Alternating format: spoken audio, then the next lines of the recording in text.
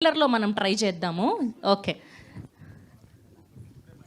So ఇప్పుడు మా colour photo వంటి సినిమాని ప్రొడ్యూస్ చేసి, బేబీ వంటి సినిమాని డైరెక్ట్ చేసి, అండ్ ఇప్పుడు ఈ చెన్నై లవ్ స్టోరీకి నిర్మాతగా మారినటువంటి మా సాయి రాజేష్ గారిని మాట్లాడవలసిందిగా రిక్వెస్ట్ చేస్తున్నాం. నిర్మాతగా మారాను, 4వ సినిమా నాది ప్రొడ్యూసర్గా.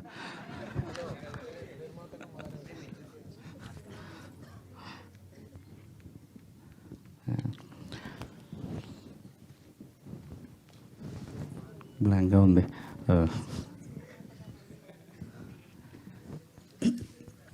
సో ప్రీ రిలీజ్ ఫంక్షన్కి అంతా సేవ్ చేసి పెట్టుకుంటా స్పీచ్ అంతా. బేబీ తర్వాత డబ్బులు వెనకాల పరిగెత్తలేదు.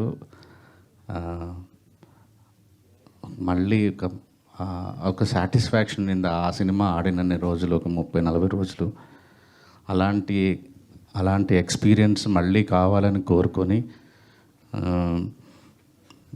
ఒక మనసుకు నచ్చిన ఒక కథ రాసుకున్నాం. చాలామంది రైటర్స్కి ఒక ఫీలింగ్ ఉంటుంది ఏంటంటే, మనం చాలా ఇమాజిన్ చేసుకొని రాసుకుంటాము. సో అది వేరే డైరెక్టర్ చేతిలో పెట్టినప్పుడు ఎంత లేదన్నా ట్రాన్స్లేషన్లో కొంత పోతుంది. సో అందుకే ఎక్కువ మంది రైటర్స్కి తమ కథలు తామే డైరెక్ట్ చేసుకోవాలని రైటర్స్ డైరెక్టర్లుగా మారుతుంటారు. ఏం చేసినా సరే ఖచ్చితంగా అది ఎగ్జాక్ట్గా ట్రాన్స్లేట్ అవ్వదు అనేది నమ్మే వాళ్ళలో నేను కూడా ఇన్ని రోజులు ఉండేవాడిని. నేను వారం క్రితం ఫస్ట్ హాఫ్, సెకండ్ హాఫ్లో ఆల్మోస్ట్ హాఫ్ పార్ట్ చూశాను. అండ్ నిజం చెప్తున్నాను, హార్ట్ఫుల్గా నేను నిజంగా ఈ కథని ఇంత బాగా తెలియను. రవి ఫస్ట్ హాఫ్ ఇంటర్వెల్ టైంకి నా కళ్ళల్లో నీళ్ళు, అంటే నేను రాసుకున్న కథే అవ్వచ్చు కానీ కళ్ళల్లో నీళ్ళు గారిపోతున్నాయి ఇంటర్వెల్ చూస్తుంటే. నేను అదే ఎడిటర్ సంతోష్ గారు కూడా ఉన్నారు సాక్ష్యంకి. రవి నిజంగా నేను కూడా ఇంత బాగా తీయలేను రవి, బేబీ కంటే మంచి సినిమా తీసావు రవి, హార్ట్ఫుల్గా చెప్పాను. Thank you Ravi.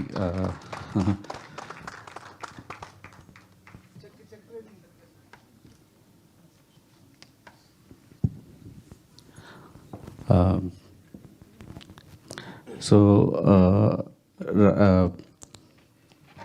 ఇంత అంటే బేబీకి నాకు చాలా హెల్ప్ చేశాడు రవి. నేను ఆ టైంలో అంటే నన్ను నేను ప్రూవ్ చేసుకోవాలని విపరీతంగా 5 గంటల సినిమా తీసేశాను. దాన్ని ఎలా కట్ చేయాలో తెలియదు. రిలీజ్ డేట్ అనౌన్స్ చేసేసారు. నేను ఎడిటింగ్ రూమ్లో ఉండాల్సి వచ్చేది, మ్యూజిక్లో చేయాల్సి వచ్చేది, చిన్న చిన్న ప్యాచ్లంతా మిగిలిపోయింది. సో ఒక రకంగా రవి వచ్చి సేవ్ చేశాడు. అంటే 3 అవర్స్ దాన్ని తీసుకురావటంలో, ఒక 2-3 డేస్ ప్యాచ్ వర్క్ చేయటంలో, నాతో పాటే సౌండ్లో, డిఐలో. సో నాకు ఎక్కడో కృతజ్ఞత ఉండిపోయింది రవి మీద. రవి ఈ సినిమా నువ్వు డైరెక్ట్ చేయి రవి అని నేనే రిక్వెస్ట్ చేశాను రవిని. సో నిజంగా ఆ గ్రాటిట్యూడ్ వల్ల నేనే మళ్ళీ లాభపడుతున్నాను. Thank you Ravi. You made a great film, your a great story teller. Maybe ఇది ఇప్పటికిప్పుడు మీకు కొత్త డైరెక్టర్ కాబట్టి అనిపించలేదు, కానీ ఒక 1 ఇయర్ తర్వాత ఈ స్పీచ్ నేను చెప్పిన మాటలు మళ్ళీ మీరు రివైండ్ చేసుకుంటే రవి ఎంత ఒక గొప్ప దర్శకుడు అనేది మీకు అర్థమవుతుంది. Thank you Ravi. అండ్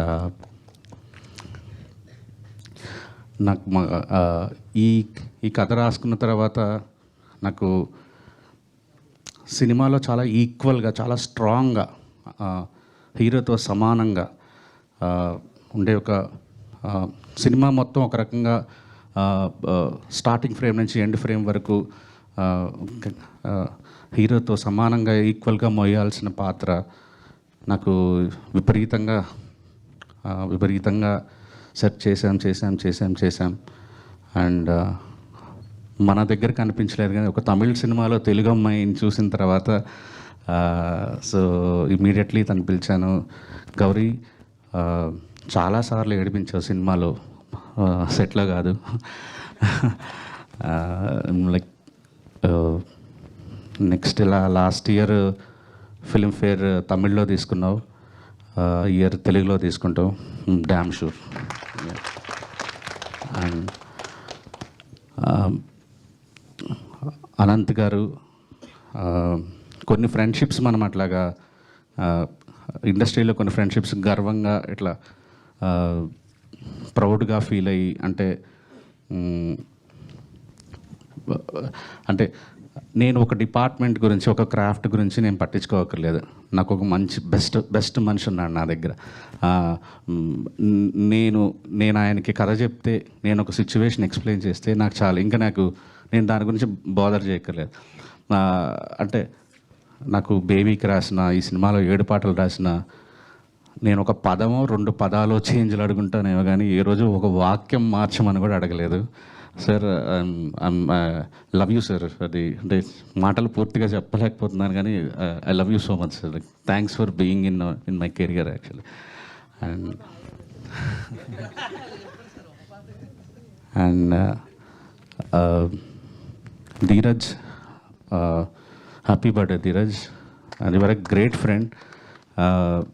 బేబీతో అంటే తన కెరీర్ ఎప్పటి నుంచి స్టార్ట్ చేసిన బేబీతో ఒక టర్న్ తిరిగింది. చెన్నై లవ్ స్టోరీ ఖచ్చితంగా ఒక పెద్ద లార్జ్ స్కేల్లో తను తీసుకెళ్తాడు ఫర్ షూర్. అండ్ బియాండ్ మా ఫ్రెండ్షిప్, ప్రొడ్యూసింగ్ పార్ట్నర్ కంటే, డిస్ట్రిబ్యూటర్ కంటే, ఎగ్జిబిటర్ కంటే కూడా ఒక great friend Dheeraj. Thank you Dheeraj. And ఈ సినిమాకు కూడా మాకు డబ్బులు ఎలా తీసుకొచ్చి పెట్టామని కోరుకుంటున్నా, ఎక్స్పెక్ట్ చేస్తున్నా. అండ్ మా ఎస్కేఎన్ గారు, యా, ఇద్దరం కలిసి ట్రావెల్ చేస్తున్నాం. నేనంటే ఒక బ్లైండ్ నమ్మకం. ఆ బ్లైండ్ నమ్మకం వల్లే నేను ఇంత మంచిగా ప్రశాంతంగా నేను అనుకున్నది చేయగలుగుతున్నాను, ఏ ప్రెషర్స్ లేకుండా. ఎందుకంటే నాకు ఇంకా బయట నుంచి ఎవరైనా ప్రెషర్ పెడితే నేను అది చేయలేను ఆ పని. ఎస్కేఎన్ గారితో ట్రావెల్ చేయటం అనేది నేను తీసుకున్న ఒక మంచి నిర్ణయాల్లో ఒకటని భావిస్తున్నాను. అండ్ ఇలాంటి సినిమాలు మళ్ళీ మంచి సినిమాలు మళ్ళీ కలిసి అమృత ప్రొడక్షన్స్, మాస్ మూవీ మేకర్స్లో చేస్తాం. అండ్ కిరణ్ గారు, కొన్ని కారణాల వల్ల అంటే నాకు ఈ కథ ఒక సరెండర్ అయితేనే ఈ కథ చెప్పగలం. అంటే డైరెక్టర్ని, రచయితని ఎక్కువ, అంటే నేను చెప్పేది క్యారెక్టరైజేషన్ గురించి ప్రశ్నలు అడగచ్చు, కానీ తన ఇమేజ్ గురించి కానీ, పబ్లిసిటీ గురించి కానీ, ఆడియో ఎందుకు ఇలా ఉంది కానీ, ఇలాంటి తను ఇందాక అనంత్ శ్రీరామ్ అన్నట్టుగా అన్నీ అహం చంపుకొని ఉన్న ఒక నటుడు కావాలి ఈ సినిమాకి. కాలా అంటే ఒక పెద్ద సక్సెస్ కొట్టిన, ఆ టైంకి కొట్టిన ఒక మా కిరణ్ అబ్బవరం గారి దగ్గరికి వెళ్తే స్టోరీ విని ఒకటే మాట అన్నారు, అన్న నేను ఫస్ట్ టైం నా కెరీర్లో నా కారు ఎక్కుతాను, సెట్లో దిగుతాను, మళ్ళీ కారు ఎక్కుతాను, మళ్ళీ ఇంటికి వస్తాను, కంప్లీట్లీ మీరు ఏం చెప్తే ఆ సినిమాకి మీరు ఏది ఫీల్ అయితే అది తీయండి అని అన్నారు. ఈ రోజుకి కూడా ఆయన మాకిచ్చిన ఆ చనువు, ఆ గౌరవం నిజంగా ఇంకా ఎక్కువ ఆయన ప్రేమించేలా చేసింది. సినిమా స్టార్ట్ అయిన తర్వాత నేను ఇంకా ఎక్కువ కిరణ్ గారిని ఇష్టపడడం స్టార్ట్ చేశాను. సార్, నేను ప్రీ రిలీజ్లో మాట్లాడతాను సార్, ఆ ఇంటర్వెల్ 15 నిమిషాల ముందు, రేపు చేయబోయే క్లైమాక్స్ ముందు, and this going to be అంటే memorable film for you, and thanks for giving us this opportunity, sir. Thank you.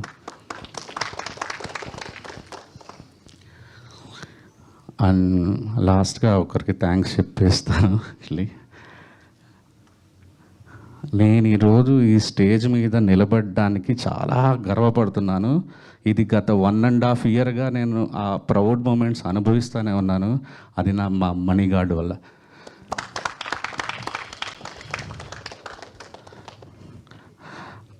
నేను బావగారు బాగున్నారా సినిమా అర్చనా థియేటర్లో చూశాను. ఒక 8 సార్లు చూస్తుంటాను. చూడాలని ఉంది సినిమా. నా జీవితంలో నేను ఎక్కువసార్లు చూసాను, 23 సార్లు చూశాను. కేవలం బ్యాక్గ్రౌండ్ స్కోర్లు వినడానికి, ఆయన బ్యాక్గ్రౌండ్ స్కోర్లు వినడానికే. ఆ రోజుల్లో వేరే సోషల్ మీడియా అవైలబిలిటీ లేదు కాబట్టి ఉత్త బ్యాక్గ్రౌండ్ స్కోర్లు వినడానికే థియేటర్లో టికెట్ కొనటం, వెళ్ళటం, బ్యాక్గ్రౌండ్ స్కోర్లు పాడటం, టికెట్ కొని బ్యాక్గ్రౌండ్ స్కోర్లు వినడం, ఇదే పని, అడిక్షన్. కానీ మనం బాగా ప్రేమించే వాళ్ళ దగ్గరగా వెళ్ళొచ్చా లేదా అనేది చాలామందికి కన్ఫ్యూజన్ ఉంటుంది. పైగా వర్క్ చేయాలనుకున్నప్పుడు ఇంకా 1కి 10 సార్లు ఆలోచించుకొని వెళ్ళాలి. దానివల్ల 2 జరగచ్చు. ఒకటి, ఇంత ప్రేమించిన మనం ఇంత ప్రేమలో ఉన్న మనిషి, ఇంత ప్రేమించిన మనిషి దగ్గర నుంచి బెస్ట్ తీసుకోగలమా లేదా. 2, ఉన్న ప్రేమ ఎక్కడ పోతుందా. ఇలాంటి ఒక కన్ఫ్యూజన్ మధ్యలో మహతి స్టూడియో మెట్లెక్కాను నేను. ఒకటే ట్యూను, ప్రతి పాటకి ఒకటే ట్యూన్, రెండో ట్యూన్ కూడా అడగలేదు. నేను అసలు ఒకటే కామన్ ఎమోషన్ అయితే ఉంది. ఏంటంటే నాకు ఇళయరాజా గారి ఇష్టం, ఆయనకి ఇళయరాజా గారి ఇష్టం. సినిమా పేరు చెన్నై లవ్ స్టోరీ. సో హీరోకి ఇళయరాజా పిచ్చి ఉంటుంది. సో ఆ ట్రిబ్యూట్ ఇస్తూనే మణిశర్మ గారి బ్రాండ్, మణిశర్మ గారి ఆ మార్క్ మిస్ అవ్వకూడదు అన్న ఒక దీంట్లో మ్యూజిక్ చేసుకుంటూ వచ్చాం. ఇంకా ఏమన్నా నాకు మధ్యలో ఏదన్నా కావాల్సి వస్తే సచ్చినోడా ఏం కావాలో చెప్పాడు అంటాడు. అదే మ్యాక్సిమం తిట్లు. బంగారం నచ్చిందా అంటారు. 2 వదులుతుంటాయి అంతే. ఇంత ఫ్రీడమ్ ఒక మనిషి, ఒక్కొక్క కరెక్షన్ నేను విపరీతంగా నష్టపెడతాను. మాస్టరింగ్లో, మిక్సింగ్లో అందరినీ. అలాంటిది అసలు నాకు ఆలోచిస్తే ఏమీ అడగలేదు. ఎందుకు అడగలేదంటే నాకు తెలిసిన, అరే పెరిగిందంతా ఆయన మ్యూజిక్ నేర్చుకొని అది మిగతా వాళ్ళకి మీరు అలా చేయండి అని చెప్పడానికి కావాలి. కానీ నేను పనిచేస్తున్నదే మణిశర్మ గారితో, ఇంకా నేనేంటి కరెక్షన్స్ చెప్పేది. అసలు మీరు నమ్మండి నమ్మకపోండి, there is no second other tune like, అంటే రిజెక్ట్ చేసిన ట్యూనే లేదు అసలు ఈ సినిమాలో. సార్ మీరు మొన్న డిటిఎస్ థియేటర్కి వస్తే నేను ప్రొడ్యూసర్గా అలా నిలబడుకుంటే మీరు వచ్చి డిటిఎస్ కరెక్షన్స్ అవన్నీ చేస్తుంటే చాలరా అమ్మ జీవితం, సినిమా తీసేసాను మణిశర్మ గారితో అనుకున్నాను సార్. అసలు thank you so much Guruji, thank you.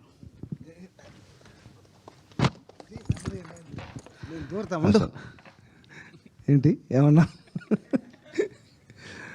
అందరికీ నమస్కారం. ఫుల్ ద టీమ్ అలాగే ఉండాలి. మనం ఏం చేసాం. ఓ రోజు అదే యూజువల్గా పొద్దున్న లేచి ఏదో కార్యక్రమాలు చేసుకుని ఏదో ఈగలు తోలుకుంటూ ఉంటాం కదా. ఈయన వచ్చారు. అంటే ఈయన పరిచయం లేదు. నేను డైరెక్టర్ సార్, ఇలా బేబీ సినిమా చేశాను. ఓకే నాతో ఏం పని ఉంటుందని అనుకుంటా. సరే సార్ మీరు మ్యూజిక్ చేయాలి సార్. నా హార్మోని ఎప్పుడో ఎక్కడ ఉందో కూడా తెలియదు. అంటే ఆయనే వెతికి పట్టుకుని దాన్ని దుమ్ము దులిపి అలా కూర్చోబెట్టాడు నన్ను. కూర్చోబెట్టి వర్క్ స్టార్ట్ చేసాం. వర్క్ స్టార్ట్ చేసిన తర్వాత ఒక ట్యూన్ అయిన తర్వాత తెలిసింది, అమ్మో ఇదే ఏదో లోపల నుంచి బయలుదేరింది. అదే ట్యూన్లన్నీ బ్రహ్మాండంగా తీసుకున్నాడు. వర్క్ చేసాం బ్రహ్మాండంగా. ఇంకా వీల్ లివ్ డెస్టినీ, మన అందరికీ మంచి జరగాలని I wish all the team. కిరణ్తో 2వ సినిమా నేను చేయడం. And then I wish the team all the best. Thank you so much.